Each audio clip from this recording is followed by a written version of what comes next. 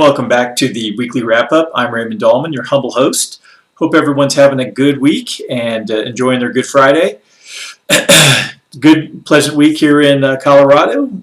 Pretty pleasant. Did get a little snow, but nothing too bad. It melted fairly quickly, and looks like most of my property is snow-free at this point, which is fantastic. So let's go ahead and jump into the market this week and see how things did. Here is the Dow Jones over the last week. We had, looks like it was up about a 0.25%, not terrible. Let's jump over to the S&P 500. This week had a much better week than the Dow, up about 1.25%. Take a look at the NASDAQ. Had a very strong week. Looked like it was up almost 2.75%. And the Dow Transports, looks like it was fairly decent. It was up about over 0.5%. And then the utility stocks, again, not too bad. Looks like it was up about 0.25%. So not a terrible week in the stock market. Of course, today being Good Friday, it is a bank holiday and the markets are also closed. Let's dive into the exciting news. Everyone seems to be jumping up and down about the non-farm payroll report that came out today. We came in with a number of 916,000 new jobs. The forecast was 647,000. Looking back at the previous, we came in at last month 468,000, was revised up from 379, and the forecast at the time was 182,000. So not too bad. Let's see how the jobless claims came in. Jobless claims came in at 719,000. Looks like that was about 39,000 over forecast. Last week's numbers were revised down. So again, that's some good news. Revised down from 684 to 658. And let's take a look at the continuing jobless claims. Came in at let's see, just a hair under 3.8 million.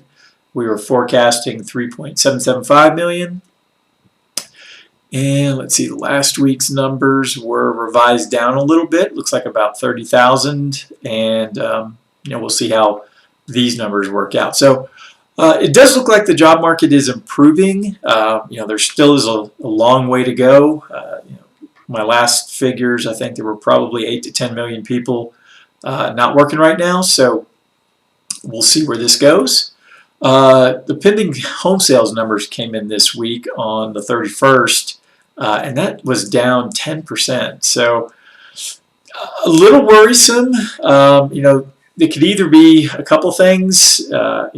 Either people aren't selling or the inventory is just dried up. So I would probably lean towards people have been relocating a lot over the last year, moving from blue states to red states, moving out of the cities into the suburbs or out into rural areas. So, it could be that the inventory is just very, very thin, and that's why pending home sales have dropped. Obviously, we did have a pretty decent drop last year about this time.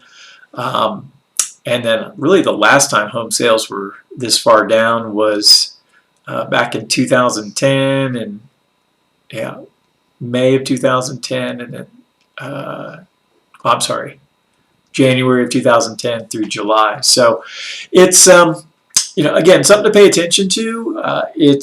I would assume that when the moratoriums on foreclosures stops, that will push out more inventory into the market through foreclosures, and should probably help fix some of these numbers, but we will see. And let's take a quick look at the news. Not a too turbulent week in the world. I'm trying to keep politics out of this, but U.S. job growth at a 7-month high.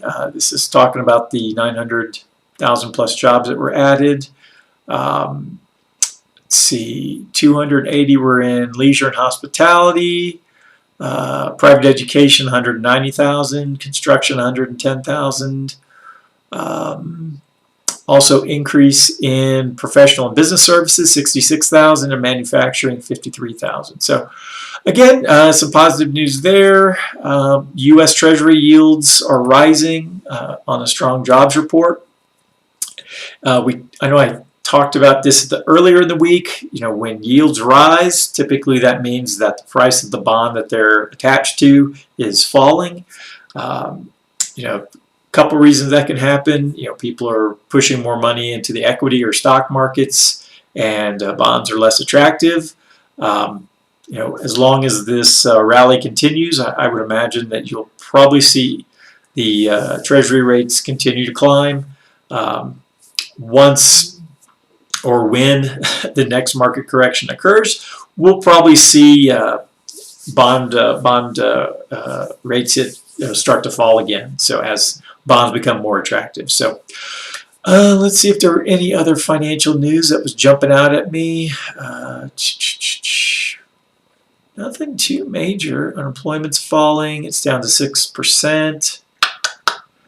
That looks to be about the major stories right now. So again, being a holiday, the news on the business channels was a lot of recycled stuff, and evidently some moron decided to try and crash the gate at the Capitol and got shot. So probably wouldn't recommend one person trying to take on a group of cops like that. Not the best idea. So anyways, I'll go ahead and leave that there. I'll probably do a breakdown Monday on the new stimulus bill or the infrastructure bill that's being proposed.